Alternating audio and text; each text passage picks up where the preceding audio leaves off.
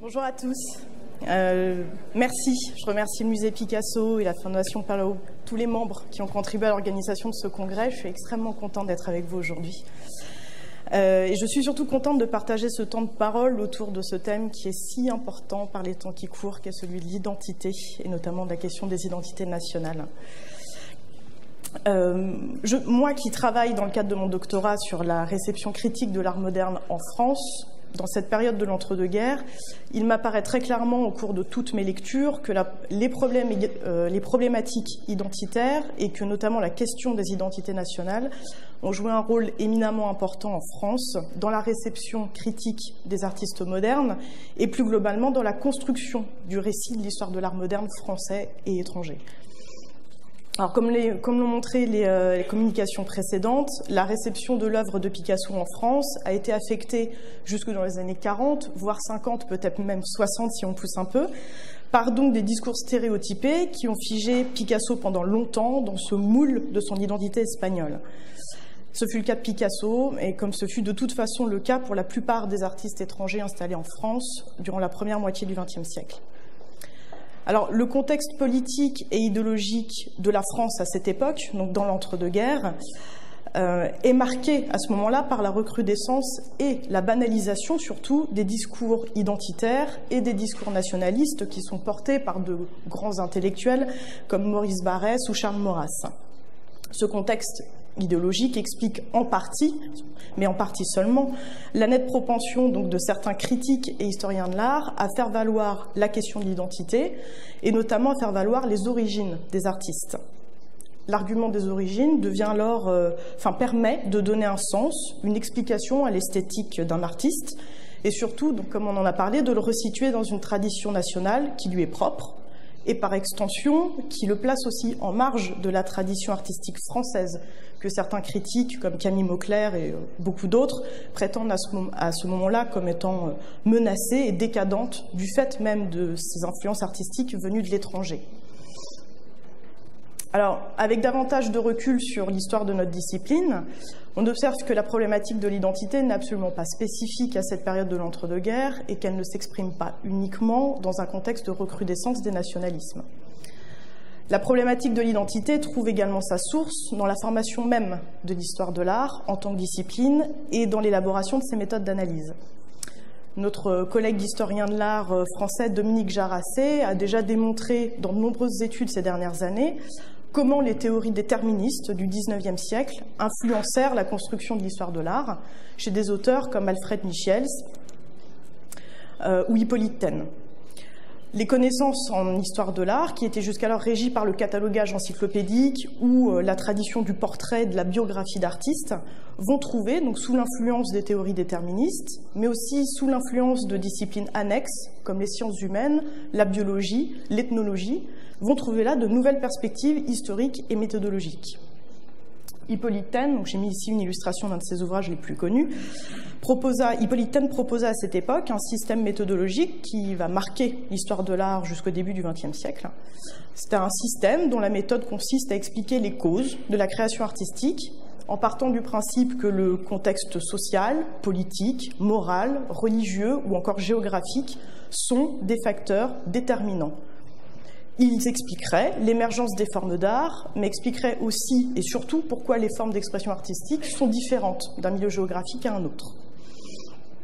On pourrait remonter plus loin encore, finalement, avant Hippolyte Taine et avant la formation de ces théories déterministes, pour comprendre comment ce parti pris méthodologique de l'identité et des origines s'est progressivement mis en place dans l'histoire de l'art. Car déjà, donc, en France, en 1719, l'exemple de l'abbé Jean-Baptiste Dubo, dans son ouvrage « Réflexion critique sur la poésie et la peinture », estimait que le contexte climatique pouvait être favorable ou tout à fait défavorable à l'émergence de l'expression artistique dans un pays. Au XVIIIe siècle toujours, donc le célèbre Johann Winckelmann, qui lui avait sa plus haute considération pour l'art grec, Johann Winckelmann s'en référait lui-même à Platon, qui déjà, a priori, à son époque, estimait que le climat propice et agréable de la Grèce avait favorisé l'émergence du génie grec, et que c'est par là même que la civilisation européenne avait trouvé dans ce génie grec l'un de ses piliers fondamentaux. Ces différents facteurs, donc, qui détermineraient la création artistique, vont durablement influencer le regard de l'histoire de l'art sur les artistes et sur leurs œuvres. Le tempérament de l'artiste est alors considéré comme le reflet du milieu qui l'a façonné, et son œuvre incarnerait l'esprit, ou ce qu'on appelle également le génie, du peuple auquel il appartient. C'est la démonstration qu'en fait le célèbre historien de l'art français, Élie Faure, qui était lui-même très imprégné par les théories déterministes d'Hippolyte Taine, dans son ouvrage, dont je vous ai mis une illustration ici, ouvrage qui s'intitule « Découverte de l'archipel », qui a été publié en 1932. Je vous cite ici un extrait dans lequel il est fabuleusement question de l'Espagne. « Je ne vois pas un autre peuple dont le milieu géographique puisse, à l'égal du peuple d'Espagne, suffire presque uniquement à en expliquer l'histoire. L'Espagne est une forteresse naturelle, carrée, massive, défendue par l'été torride qui sèche les torrents, calcine la végétation misérable, chauffe à blanc les déserts de pierre et soulève une lourde poussière qui brûle les yeux et les poumons. Il n'est alors pas surprenant que l'homme y soit extrême, dur, tanné, de glace et de flamme, insensible à la souffrance d'autrui, insensible à sa souffrance et indifférent à la maladie et à la mort. Pas surprenant qu'autour de cette indifférence, de cette insensibilité, c'est l'horreur qui règne et qu'on voit des bêtes pourrir dans de misérables villages sans que nul ne songe à les enterrer et qu'on ne chasse pas non plus les mouches qui couvrent ces charognes. Pas étonnant que la passion gronde autour des arènes où l'on regarde passer après la corrida les cadavres éventrés dans des charrettes qui laissent derrière elles un sillage de sang et une odeur d'abattoir.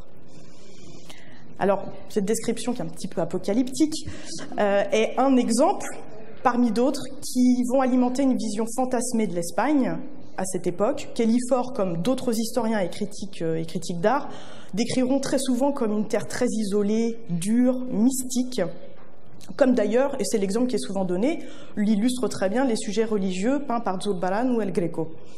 Et c'est de cette Espagne, finalement, dont Picasso sera présenté comme le descendant. Pour illustrer cette problématique de l'identité à travers donc, la réception critique de Picasso, je souhaitais m'attarder plus longuement sur un exemple qui est celui de l'ouvrage Picasso et la tradition française, qui a été publié en France en 1928 par le critique d'art allemand Wilhelm Hude. C'est un ouvrage qui, en 1928, est paru directement en langue française.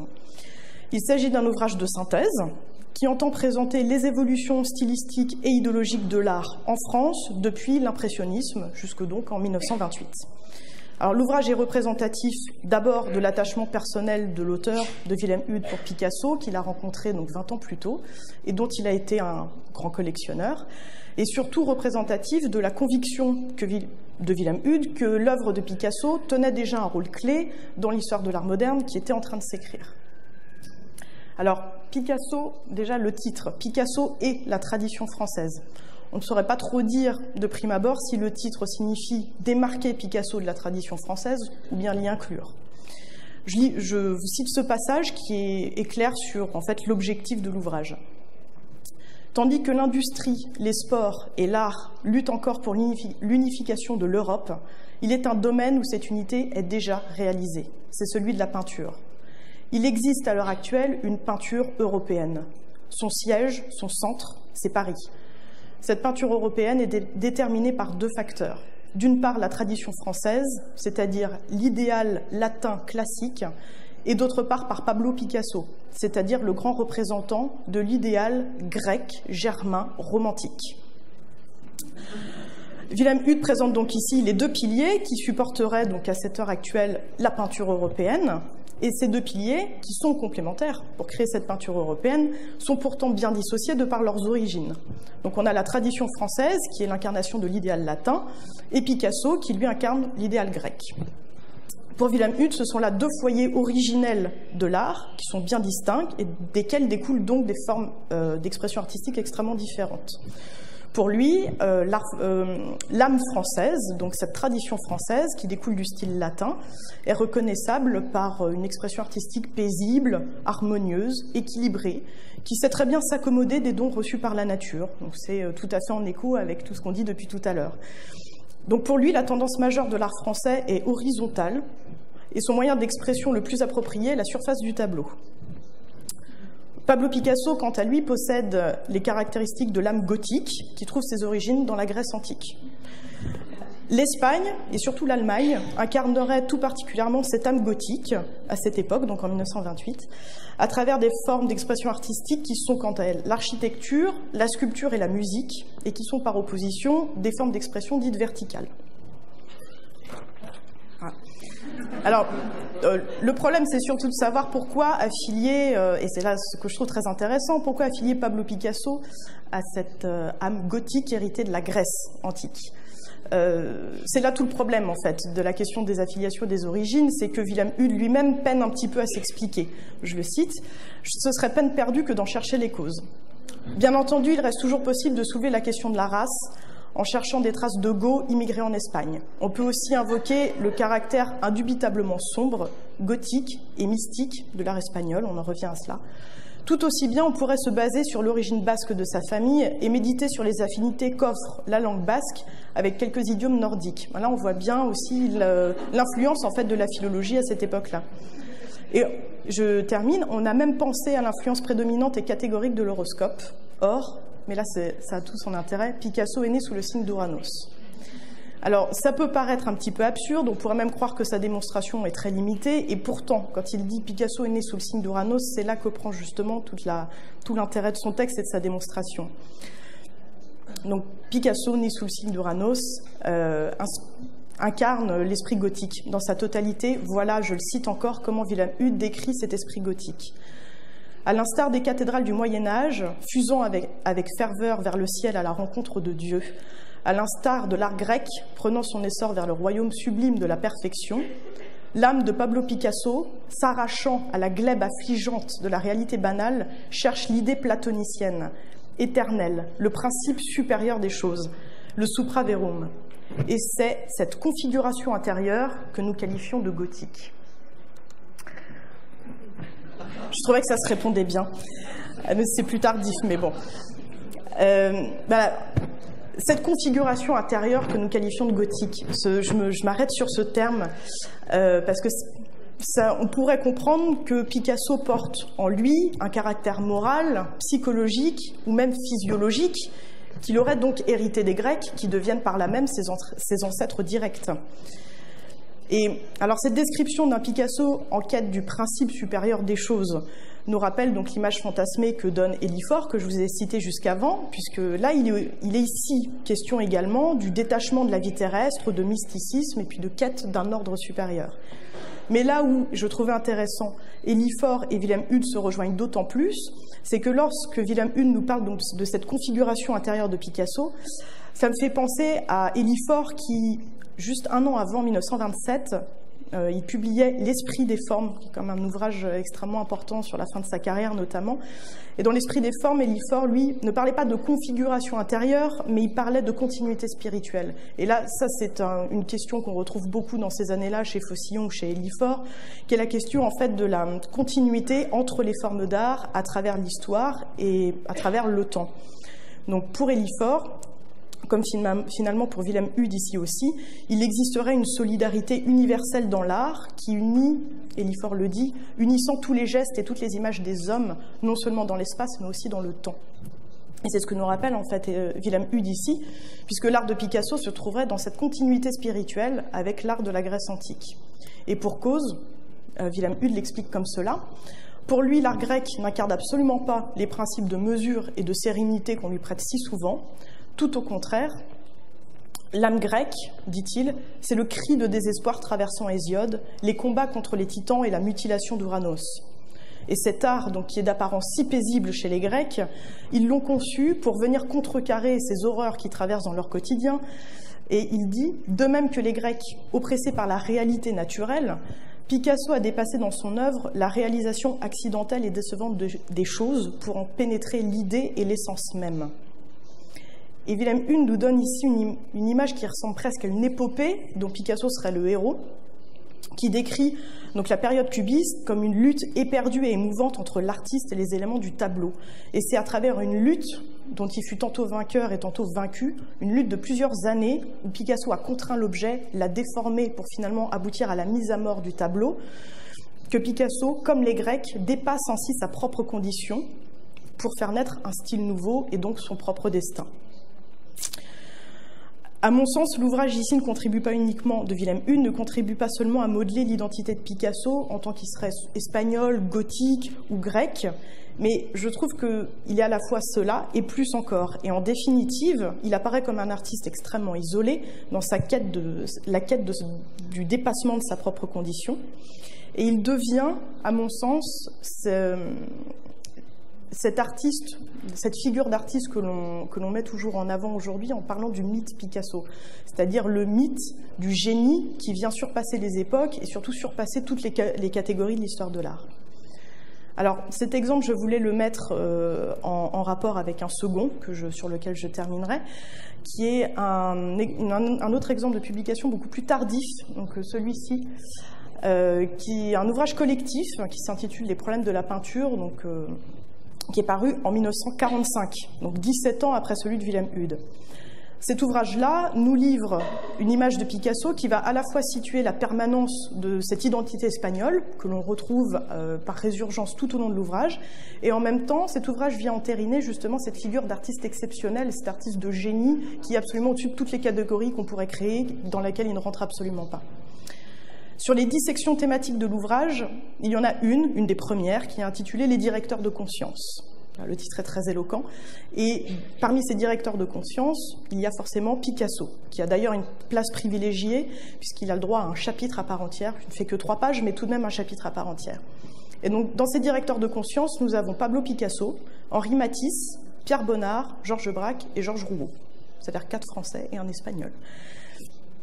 Et donc Gaston Diel, qui dirige donc cet ouvrage-là, dit dans sa préface que ces 5 artistes sont ceux qui ont eu la plus grosse ascendance sur leurs contemporains depuis plus de 30 ans, donc Picasso est déjà bien inscrit, et surtout qu'à eux 5, Picasso compris, incarnent le miracle de la peinture française.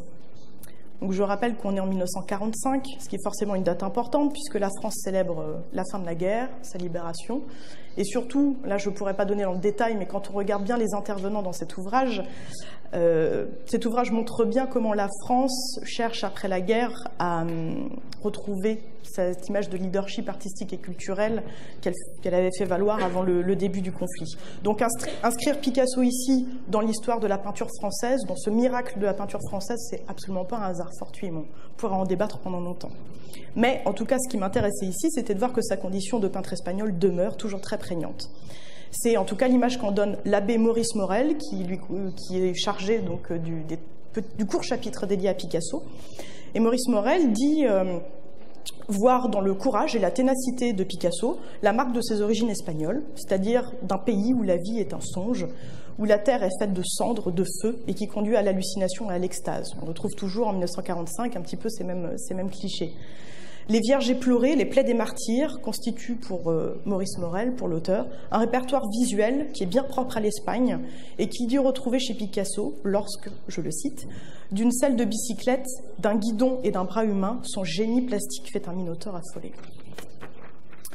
Mais par-dessus tout, on retrouve chez Maurice Morel cette même volonté qu'avait Wilhelm Hude, donc de resituer Picasso au-dessus de ses contemporains, comme un visionnaire. Et il dit lui-même, on a parlé tout à l'heure, il peint comme Rimbaud écrit, comme l'homme qui hurle dans l'anéantissement de la douleur ou la solitude de sa mort.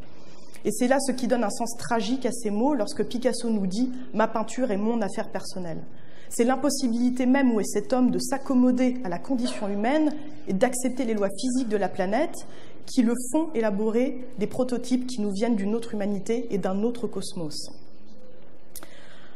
Alors, par-delà le carcan de son identité espagnole, de son âme gothique, des origines juives, des origines, peu importe, toutes ces origines, ces filiations qu'on a voulu lui prêter, que ce soit d'ailleurs ses détracteurs comme ses soutiens, Picasso a sans doute, nous le savons aujourd'hui, obtenu le fin mot de tout cela, puisque l'histoire de l'art, au final, a balayé absolument toutes ces catégories pour n'en retenir qu'une seule, qui est celle d'un génie, qui a illustré les plus grandes problématiques artistiques du XXe siècle. Je laisserai pour conclure le mot de la fin à Gertrude Stein, en citant les mots qui sont publiés donc, dans ce même ouvrage en 1945, qui résument les choses bien mieux que je ne pourrais le faire. Le XXe siècle est une période où tout craque, où tout se détruit et s'isole. C'est un temps plus magnifique qu'une époque où tout serait normal et se suivrait logiquement. Le XXe siècle n'est pas une période raisonnable dans le sens scientifique, mais elle est splendide. Picasso est dans le XXe siècle. dans un siècle qui voit la Terre comme on ne l'a encore jamais vue et qui a une splendeur inégalée. Tout se détruit, rien ne se suit. Le XXe siècle a une magnificence qui lui est bien personnelle. Picasso est de ce siècle. Il a les qualités si étranges d'un monde comme on ne l'avait jamais vu et des choses détruites comme elles ne l'avaient jamais été. Alors oui, Picasso a sa splendeur. Je vous remercie.